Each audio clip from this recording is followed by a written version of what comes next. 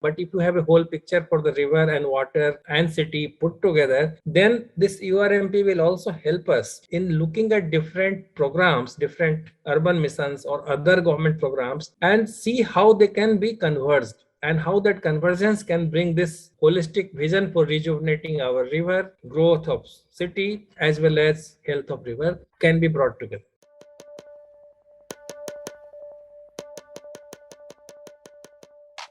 Hi, I am Rajiv Ranjan Mishra. I am Chief Technical Advisor in National Institute of Urban Affairs, and I was also Director General of Namami Gange Mission. You are now listening to Understanding the Future podcast.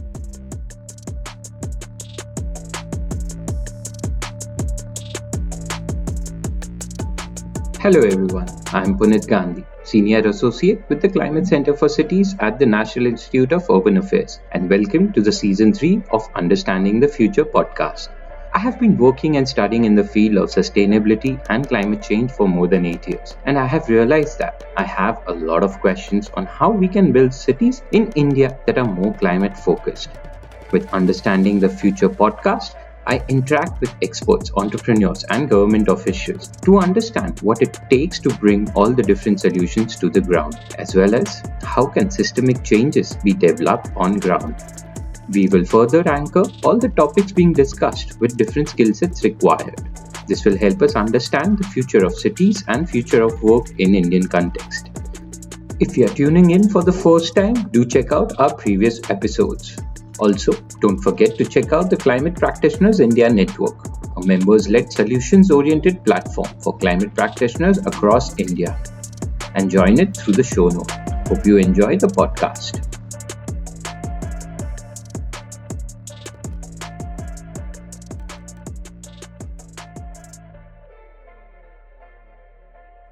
Hello, and welcome to the Season 3 of Understanding the Future.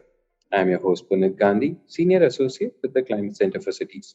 And today we have with us Shri Rajiv Ranjan Mishra. He is currently the Technical Advisor to the NIUA and was a Director General for the National Mission on Clean Ganga. Today, he will help us understand the topic of Urban River Management Plan. Welcome to the show, Rajiv, sir. Thank you, Punit. I think rivers have been perennial to development of the ecosystem as well. So if we can just broadly start our conversation on the lines of what do we mean by urban river management, as well as why is it important in today's day and age? Maybe that will set up a good context for our listeners. That's the right question, Puneet, because we all know river, but river is quite a big entity. I mean, it flows through cities, it flows through villages, flows through the natural areas, forests. And we all know the concern about the health of the rivers. Without getting into too much of detail about why rivers are important, because we all know they are important, but we also know that they are in a bad state of affairs. And urban areas, to a large extent, are responsible for putting a lot of pressure, lot of pollution into the river. That's why when we started looking at river, we also thought there is need to give a special importance or a special priority to urban river, and that is how from Namami Gange Mission, NMCG, and National Institute of Urban Affairs, we started trying to come up with a program where we give attention to managing urban rivers, how we plan about them, how we think holistically, and that is where this concept of urban river management plan originated. We will keep on looking at the basin-based approach for the river rejuvenation. However, the city managers need to think holistically about his city as well as the river or any other water source in that area. So here I will also like to set the context that we are not only looking at river in a very narrow sense. We are looking at river, when we say urban river management plan, we are looking at river in a more holistic way. We include the ecosystem of the river also. So there may be wetland, there may be water body in the city, they may be close to the river, they may be in the floodplain, they may be outside, but I think we are looking at all of them as one entity, and we are trying to develop this kind of plan. And why this becomes very important, because we have not been thinking holistically. We are generally doing these things in silos. Even if you look at water management in the city, there are different ways of looking at water. Someone looks at drinking water, someone looks at wastewater, someone looks at storm water.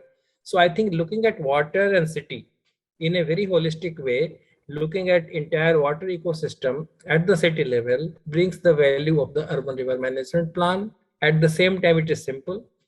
It is also generic, so that the basic principle will apply from city to city. However, for each city, you have to go and actually do the survey, actually work for that city and develop plan for your own city.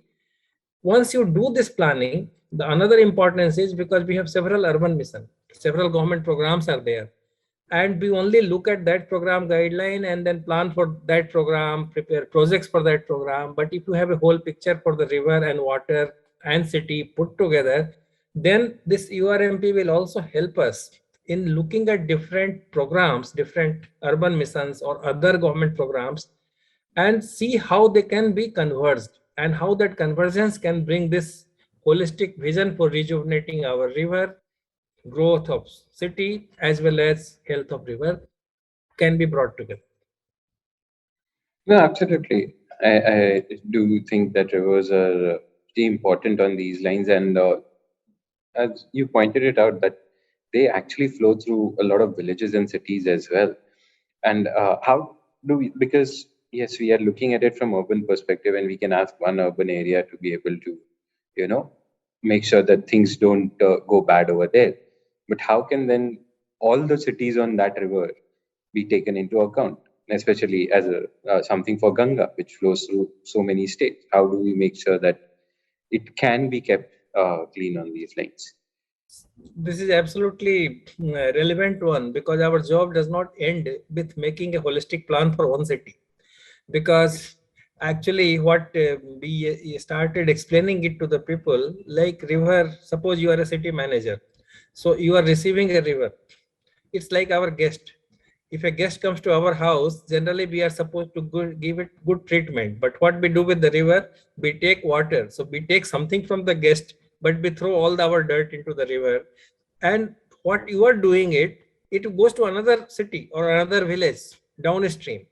So I think they suffer from your pollution, and they also suppose they also give their pollution to the next village or next city, then this whole thing continues. That's why, looking in the context of Ganga, what we did, we tried to plot all the cities on the bank of Ganga, or let us say within 5 to 10 kilometers along Ganga, and started conceptualizing this program not only from the cleanliness thing. See, I think when we think of city and river, always the pollution comes in our mind and infrastructure for the pollution like STP and all that. But that is important. That has to be done. But apart from that, you have to start this kind of planning for one after another. And in a way, when we look at the basin thing, the basin, the Ganga basin is quite huge. It has several huge rivers as tributaries. Each of these tributaries also have a smaller rivers. So these urban system, if we put up, let us say around 100 cities or towns along the river, they are a kind of urban sub-basin. I mean, it's not geographically possible to tell that, but in some way, functionally, they are also a kind of functional sub-basin. So you have to look at this URMP concept, integrated urban water management. Also, people can tell, but URMP is little plus of integrated urban water management, because apart from water, we also try to manage the land. We are trying to look at things from the environmental point of view, economical point of view, as well as social point of view. So I think this is touching the entire lifestyle of city as well as the water body. So that's why we have to actually continue this. And this is a kind of chain. Tomorrow you may also have a plan where the cluster of cities or towns very close to each other, they join and then they do this approach. Today we are combining all the units within the city. Tomorrow you may pick up few things. I will give a very specific example of Bengal. The Ganga river in the Bengal before Havra, there are something like 20 urban local bodies which are so close to each other. Now there perhaps it is needed to do that urban river management plan for that cluster of cities. So I think this has to be understood at city level and then extended further. No, absolutely. I think it requires both kind of interventions at the lower level as well as at the higher level from macro point of view, to make sure that those cities are able, those rivers are, we are able to nourish them as they move forward as well. And this is where something I'm always like, majority of the big cities do come across rivers or on the coastal front in India as well. And they somehow are still at the growth phase, and they are something which will keep on growing with time, because especially urbanization is increasing a lot. In that case, how can we make sure that these rivers are, uh, no doubt we are taking a lot of resources from them, but how can we make sure that we give it back as much as possible as well? That is absolutely essential to really sustain all of us, because urbanization is bound to happen and there is nothing wrong in that. We need not be apologetic about urbanization. That's a natural phenomena, and we will be in next few years we will be almost becoming 40% of the country will be urbanized. We are already more than one third. So that's why it's very important. I think we have hit a very important area, because when we started working in Ganga Mission also, if we were sanctioning an STP or some project in a very small town, let's say in Bihar, people used to say there is already a lot of flow here in the river. Why you are sanctioning a project in that area? But that's the wrong approach, because today there may be a small town. I mean, at some point of time, all the big cities were small. River came earlier and B came later. So B started growing. So I think our own way of urbanization has to change, and we don't have to only think about how to survive and get good drinking water and good air. We have to also think how we dispose our waste, and also how we actually integrate it into our planning. That's why in this managing urban river management plan also leads to a lot of good knowledge products became, like mainstreaming river into master plan, mainstreaming water into the master plan. So in a document, we call it river sensitive master planning guidelines, river centric master plans. So I think several of these things have been also issued by NIUA and also by the ministry and the Ministry of Housing and Urban Affairs. So slowly we have to start thinking about all the natural resources which urbanization is putting pressure on, because ultimately unless we also keep them healthy, we will not remain healthy. And often we feel we'll bring water from some nearby city or some far off city and we will spend money, and but ultimately that's not a sustainable way of living. We have to take care of the local natural resources. No, absolutely. I think it's very important to take care of this as a resource in itself, and it's not just energy that we have to conserve when we are trying to work towards climate change. It's about these kind of small things as well, which is not too small because our life is dependent on it. Uh, but it's not specific energy that just needs to be conserved all the time over here. Here, but then coming to that, yes, we are now developing a lot of more STP plants are coming into picture. A lot of other plants are also being made to make sure, or even our distributed sewage treatment plants in each building complexes and everything is being utilized. Uh, how effective are they, and how much are we able to make sure now that they don't start polluting the ecosystem in general? And how can we make sure that we can actually improve upon whatever wherever we are? Because let's say whatever case it is, we have to make sure that we go to the next level and we are able to satisfy the needs of the river as well. It's very important and a serious issue to ponder, because unfortunately most of the time the attention of people go on creation of new assets. So the STPs are created, number one. Number two problem is we always try to advocate one type of solution, large STPs. Someone will say very small STPs.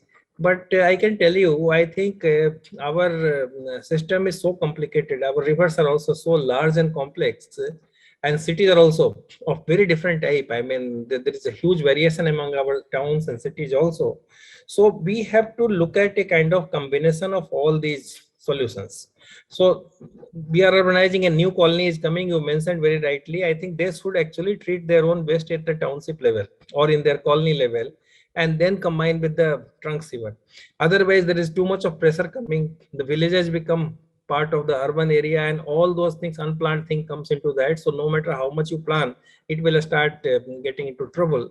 And another very important aspect is, even if these STPs are created or other plants are created, infrastructure, they are not basically operated very properly. So I think they do not comply with the environmental standards, and there is no mechanism to ensure that their operation and maintenance is taken care of. So that's why we started a approach of long-term O&M to become part of the project cost, so that the agency which is constructing as a part of the same contract or the same project, they are responsible for 15 years of maintenance. So I think that's very important change which happened. And then we also brought some sort of PPP in that, so that the private party gets only 40% during construction of the capex. So you are actually shifting. There is a paradigm shift from payment for construction to payment for performance, because he will be careful. Otherwise, his own 60% will not get recovered unless he meets the standards. So I think there are several innovative things taking place. And starting from Ganga, now it's actually being adopted in other than Ganga basin also. Some of the cities, some of the state governments are now looking at that.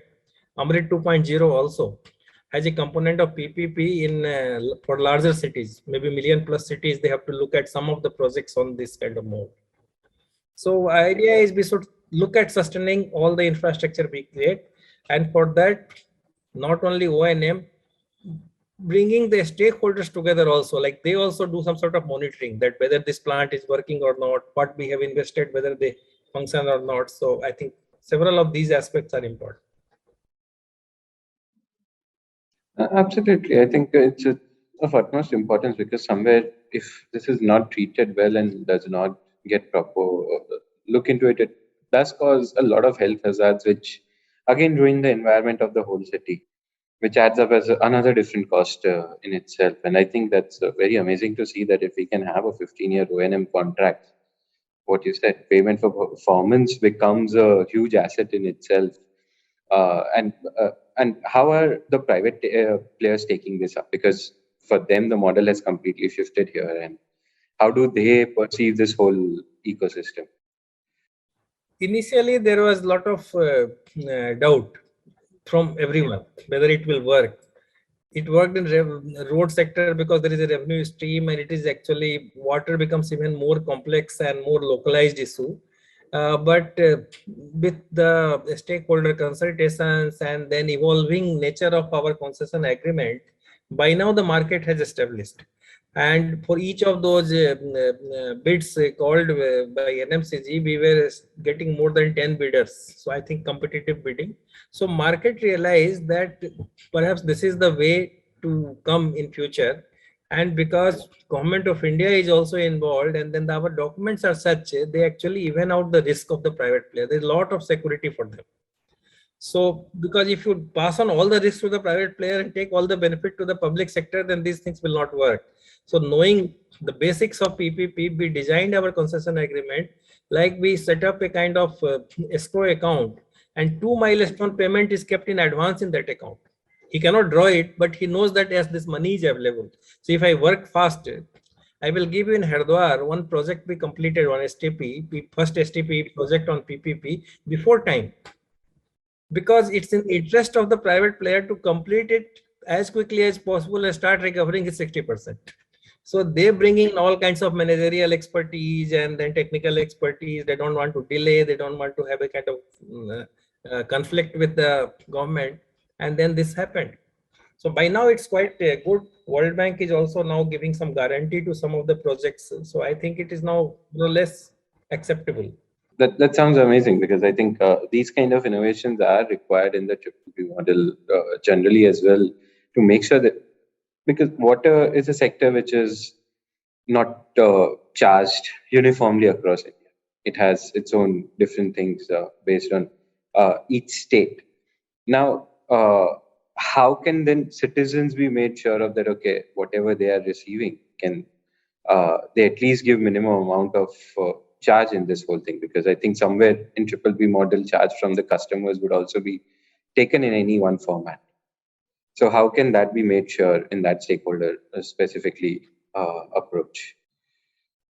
See, a stakeholder has to become a partner into that. That's the basic thing. But in this case, where we started, apart from Government of India, state agencies and also the urban local body, they become a kind of partners to run different part of it, and apart from private player.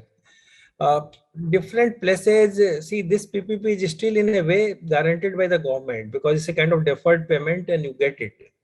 And we had an occasion and we started also in some of the projects. In fact, there is a provision that the operator can also earn some revenue out of sale of the treated wastewater or sludge and all that. So I think the next stage will be developing a much better revenue stream so that government need not, even if it is deferred payment at present, most of it comes from the government.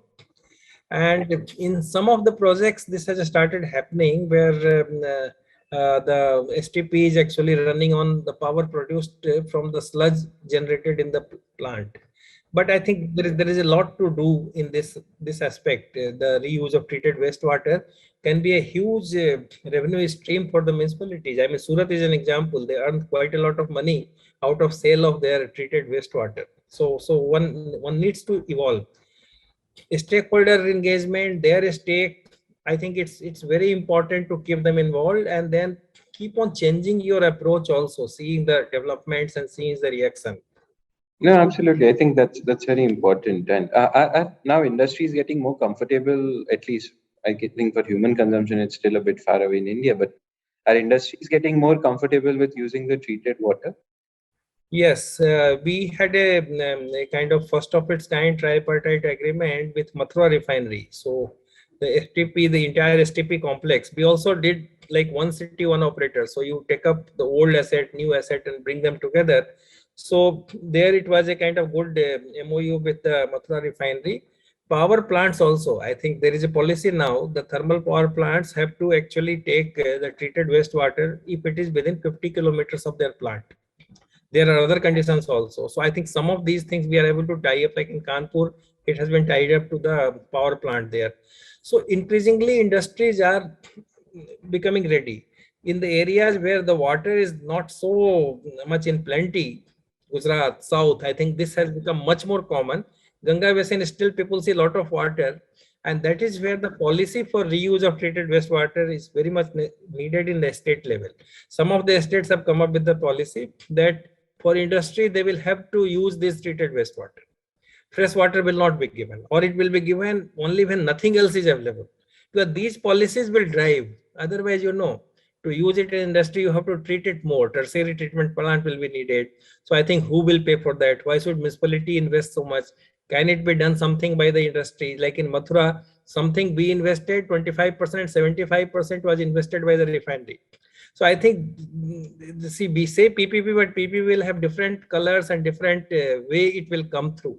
So I think it's also a question of negotiating. But yes, industries are by and large now realizing and also agreeing to take this water.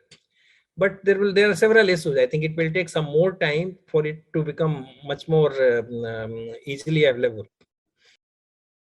Absolutely, I think that's a good, at least nudge towards the right direction as well, which is very important. And then coming to the part that okay, there are these many things available, and these are the things that we can do as well. So if we reverse the format and see that okay, now we have a river, our city is already on the river. How can we make sure that a city can leverage river to maximize its urbanization as well, making sure that it does not harm the river? How can that be made sure of? This is actually the key issue. I mean, apart from pollution and reducing it and all that, the urban river management plan, one of the major objective is to actually ensure that both river and city, they live in harmony. I mean, the cohabitation is beneficial for everyone. And unfortunately, what happens, river has a lot of resources. We use it, but we give it back in a very bad situation. So one thing is, some of the parts of the river or components of the river, like floodplain, you have to actually protect that floodplain, because that floodplain will save you from several other kind of economic hardships. Suppose you have a huge flood or huge crisis disaster also, that's also a problem for the city. So you have to harness the economic potential of the river in such a way that you don't kill something which is actually your source of life. So that's one basic principle, I will say. But you look at the riverfront. The river fronts, if they are properly designed in a more eco-friendly way, that is the best kind of public place public space you can create in a city. I mean, on the bank of river in Patna, we had created a very good promenade, and then now all the students, because it's on the bank of the river and the university is there, they go there for study, recreation, people go there for walk, yoga. So I think you can earn some revenue also, and good tourist place could also be developed. So I think that there is a lot to do that, but you have to see how, what are the riverfront, what are the different areas, maybe some wetlands also, they can be very nice where migratory birds may come. Urban biodiversity you have to leverage, protecting them, because if you have a lake in the city and there is a huge migratory bird and these things, and if you protect them, make it little nice so that people's experience is good, you will have lots of people visiting there. So even transportation, you can leverage upon its potential for transportation. Riparian biodiversity, you have to also, I mean, riparian area you have to generate. What I am saying is something will be direct economic benefit you can draw, but by protecting all of them, it can also save city from lot of economic loss which happens due to several kinds of disasters, which are again becoming even more prominent in the view of the climate change. Yeah. No, no, absolutely. I think that if something is on those lines, urban planning departments do take into account, I think that could be huge benefit to cities as well as rivers, not just in making sure that there is a water component, but also good public spaces in general, which are important part of developing those master plans. And now coming specifically on the lines of climate change, with more number of cities getting urban floodings, majorly due to torrential rains, or the amount of rains that happening over 1 to 2 days has increased drastically than what they used to get before. As well as then there are cities which are experiencing more and more drought in summers, and they might be the same city. It's not that they are different cities. How can they leverage river as a resource in their cities? This is a very fundamental idea on which URMP was developed, because if you, it has several objectives we call 10-point agenda or objectives.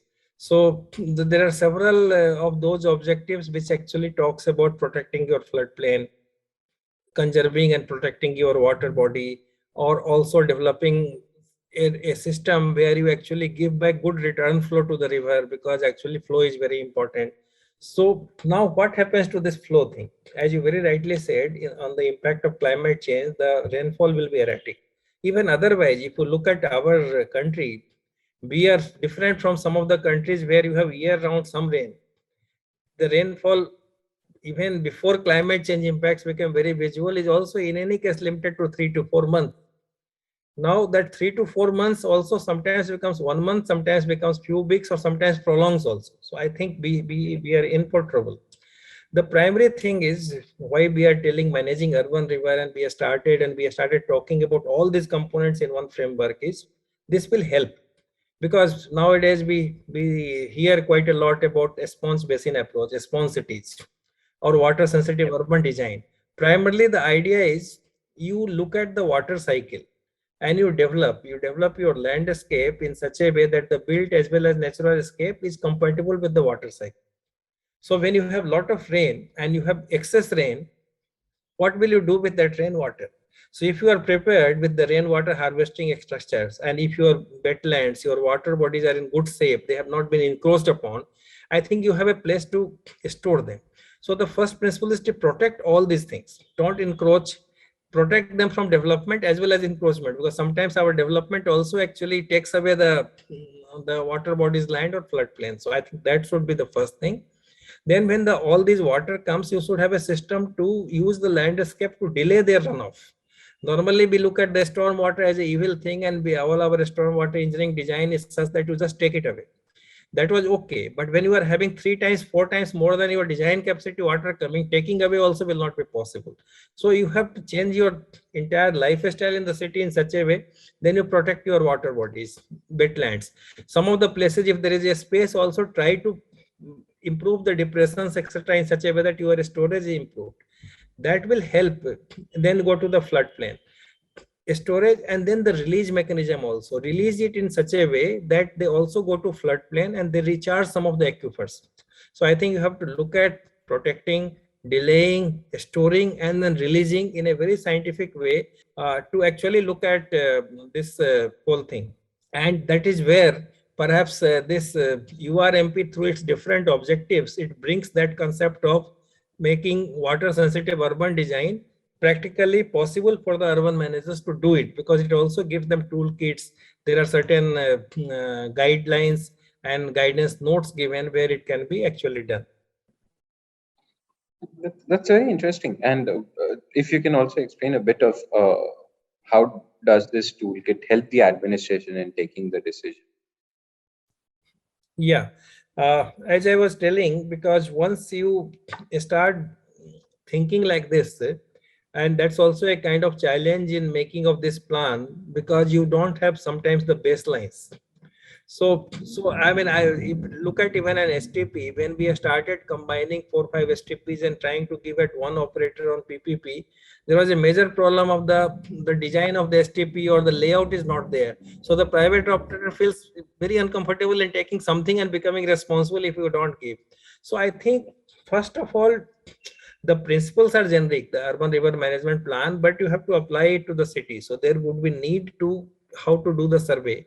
So to really train the administrators as well as some of the consultants and experts who actually help them at the city level, several training programs NIUA is also organizing to them where they can do, and then some of the team members are also doing hand holding to actually make this plan. So I think that's one thing.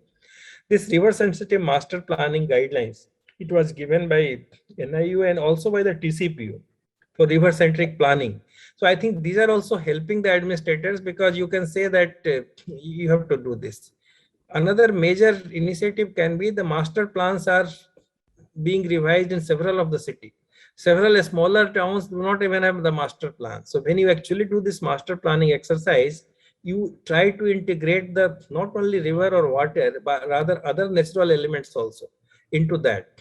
And if you look at the URMP, there are something on biodiversity, forestry, riparian area, plantation, all those things are also there. So that way, if you come up with these kind of guidelines, guidebooks, and also organize some training program, and get into the state governments also to issue certain guidelines, get into their code, then administrators will also be empowered to utilize this thing, and we will be able to really scale it up. Otherwise, it will go to a smaller extent. I mean, we cannot take it only to the pilot level now, because as you know, we are already facing several challenges. As you said, same city is facing drought and then urban flooding. Chennai was an example, but Chennai is now going in a big way on the Spawn City approach, and then they have taken up some areas and they are trying to redesign and then do something to go back as close to nature as possible now.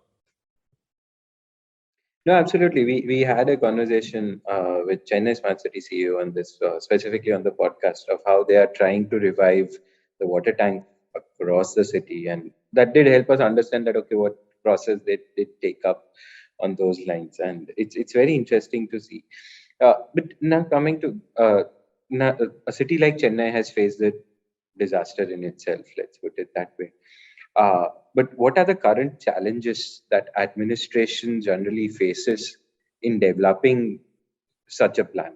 What is it that they need? What are the things that they can be provided now in a better way than what they are being done right, so that they can actually move forward? First thing is, I mean, there are challenges like first lack of technical knowledge or understanding or awareness about all this approach. Because what has happened traditionally, more, I mean, some cities are exception, but majority of them actually they work through the departmental way of working. So I think there is a lot of silo way of thinking. So when you talk of URMP and these kind of program, this is basically the approach is to work together. So I think that that's one thing is, I mean, taking them on board, convincing them, giving them a kind of technical support.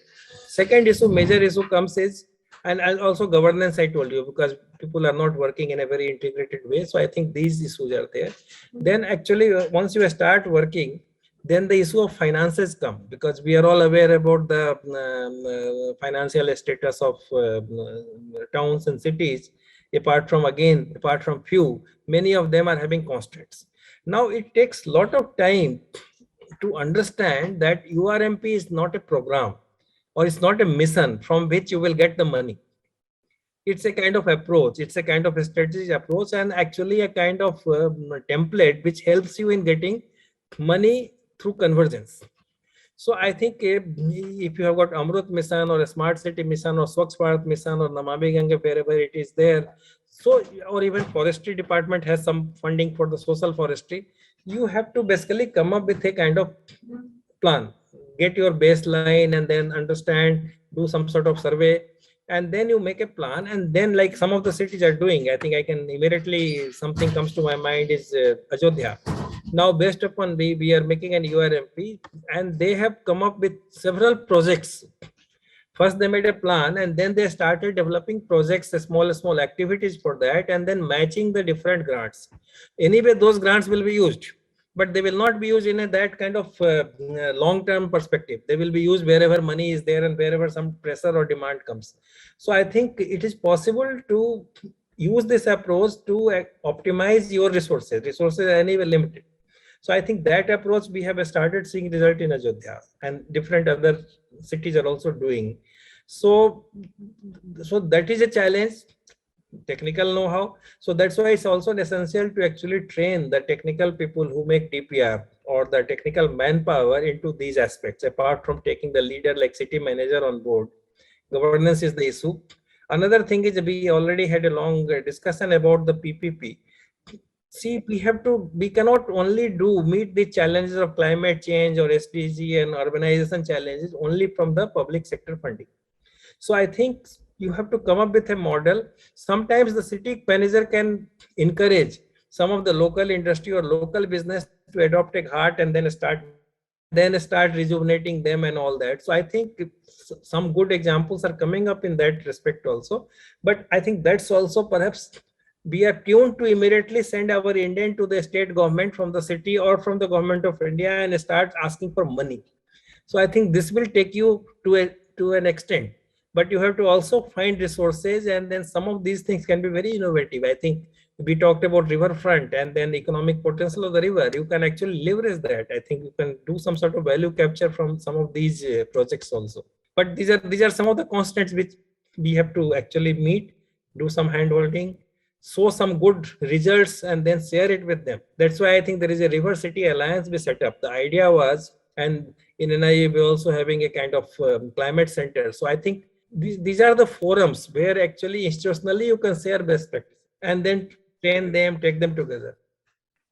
Yeah, so I do agree, and I think it's a very important what you said. So if you can also elaborate a bit more on how does the whole River City Alliance function and what is it trying to do? I think that would be really great to know. Okay, so when we started our work on developing a whole area of managing urban river, right from planning to practice, that was the idea. So URMP was a kind of first step where we tried to integrate. Then we developed some knowledge products like river sensitive master planning guidelines, and also different other products like on the wetland. We developed some guidelines to protect wetlands, urban wetland and all that. But we thought that some institutional structure will be needed, because I mean, some ultimately the cities have to take ownership.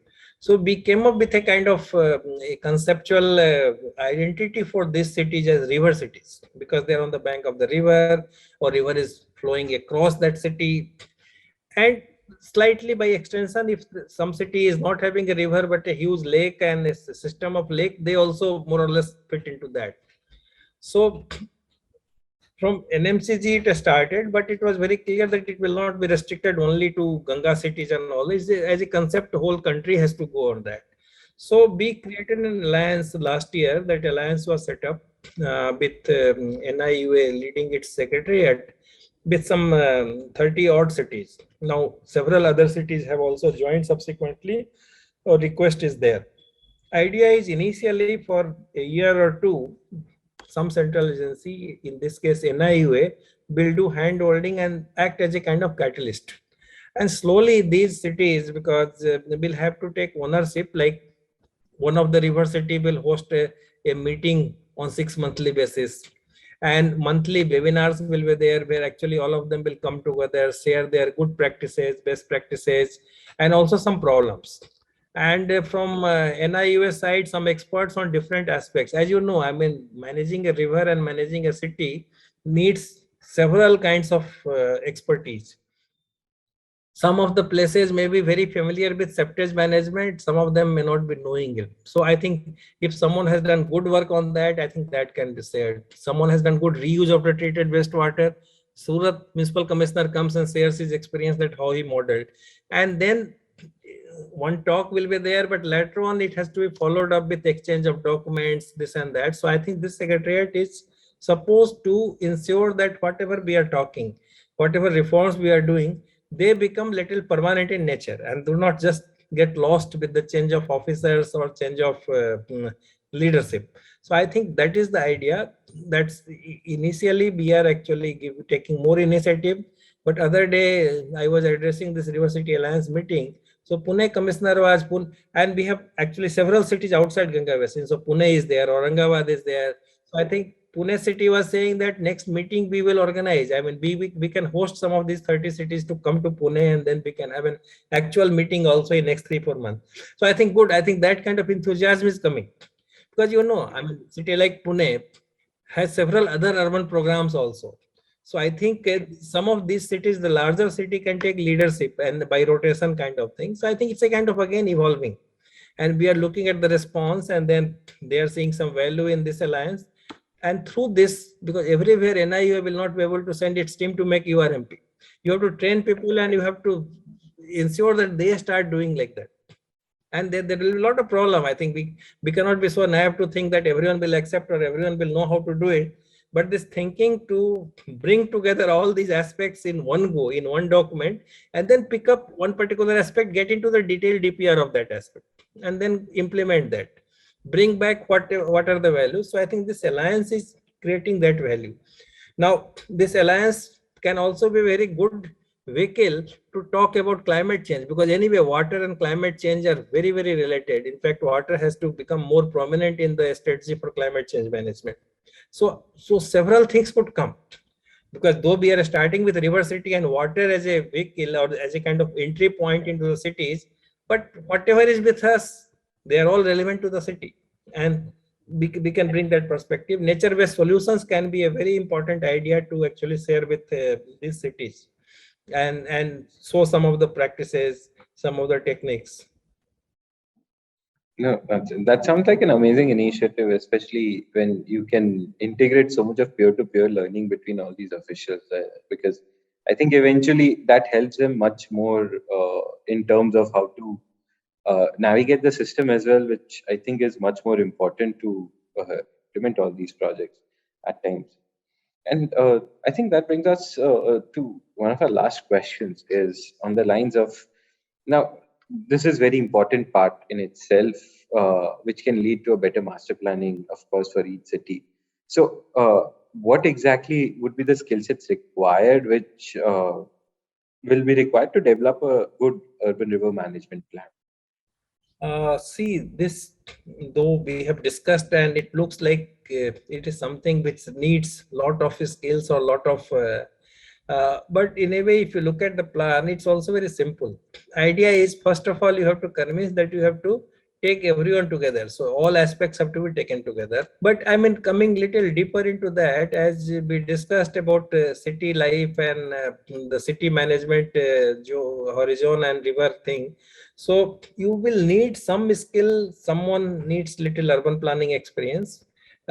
You will need little bit of experience. Some engineering knowledge also will be needed to develop it further. Little bit of sociological and then communication ability is also there, because two of the agenda in this urban river management plan is also to make river sensitive community or water sensitive community and proactive citizen engagement. So I think you will need different kinds of skill sets, because it's basically a multidisciplinary work. But it does not mean that to bring this program together, you will need too much of that intensive thing, because what happens, you bring it together, little bit of knowledge of GIS and mapping will be needed. Once you bring it together, you can say that, okay, this is the gap in, let us say, sewage treatment. So this much has to be put, and then the likely areas where this gap is point A, point B, point C. But again, that STP designing, you need not do it in URMP. So, I think for that you will have some more specific, specialized people who will do that. So this is primarily a managerial and planning exercise, but you will certainly need a skill set which is little multi-dimensional in approach and thinking. Otherwise, you will start missing some components. So the very purpose of bringing together several things and the value of integrated plan will be lost. So that this is the thing. And I think teamwork will be the first skill. If you say the one skill, the the ability to work in team is perhaps one skill which is needed. If you need only one skill, this is the skill. Then you can bring everyone together. Yeah, I agree. I think teamwork in all these, especially the new and upcoming topics, is becoming quite prominent in itself, because the amount of diversity required in thought process to even start understanding the solution and implementation of it. I think that's one of the very key skills for sure. And yeah, before we close it, maybe if you have anything that we have missed out on in our conversation and you would like to bring it up, I think we can do it before we close the session. No, I think we covered broadly several aspects of urban river management plan. But in the end, I will say, because we use lots of terminology, we used integrated river basin management, we integrated water resource management, integrated urban water management, and we are now telling urban river management plan. So my thing to the listener will be, don't get confused among these things. See, what we are talking about, some of the things are at the basin level. So the basin is much bigger than a city and different components. So when you look at that basin level, perhaps your issues and other things will be different, and that thing. But basically, when we are talking of urban river management plan, we are trying to bring integrated urban water management and also water sensitive urban design, these things put together in one place, so that you are not only looking at water but looking at its entire ecosystem. And another thing is, nowadays we are also talking about, we always talk about cities as a kind of bringing all the problem to a river basin. Now we should actually start bringing solutions to the river basin also. So I think that is also something which perhaps we have to keep in mind. If we start managing our urban rivers nicely, and you actually send off the river in better or at least in the same state of health, don't spoil it further to the next city, I think you are doing your duty to the basin management. And nowadays, I think we also talk about basin connected cities. So I think we have to actually look at not only the connection within the city among different things, but ultimately your connection with nearby cities, nearby villages, and ultimately to the entire basin. So I think that is something which perhaps we have to keep in mind. And another thing is, basically try to go back into our own traditions and heritage. You will get a lot of very nice, valuable things. How there was a kind of integration in our approach with the nature and our own development. So we cannot go back in time and do exactly go back in time, but a lot of learnings with the modern technology, and that can also help us. No, absolutely. I think that's very important to know as well, and especially with so many different things, and listeners listening to it for the first time might get confused. So thank you so much for clarifying the same. Thank you so much, Rajiv sir. I think it was an amazing conversation to understand all different aspects of what is urban river management in general, and then how can we develop plan around it as well, especially for city officials. Thank you so much for your time and for sharing your knowledge. Thank you. Thank you so much, Puneet. My pleasure. I really enjoyed talking to you, and hope this clarifies some of the issues and also raises interest to learn more. Absolutely, absolutely. I think it did help me understand a lot more about rivers than what I knew before. So I'm really glad about it for sure. Thank you so much. Thank you. Thank you. Bye. All the best. Thank you for tuning into the podcast. Do subscribe to the podcast on your favorite platform and follow us on all social media channels. For more details about the Climate Center for Cities and registration on Climate Practitioners India Network, click on the link in the show notes. The episode is conceptualized and produced by Puneet Gandhi. A big thank you to the whole team at C-Cube and NIUA for supporting the development of the podcast. Stay tuned for the next episode.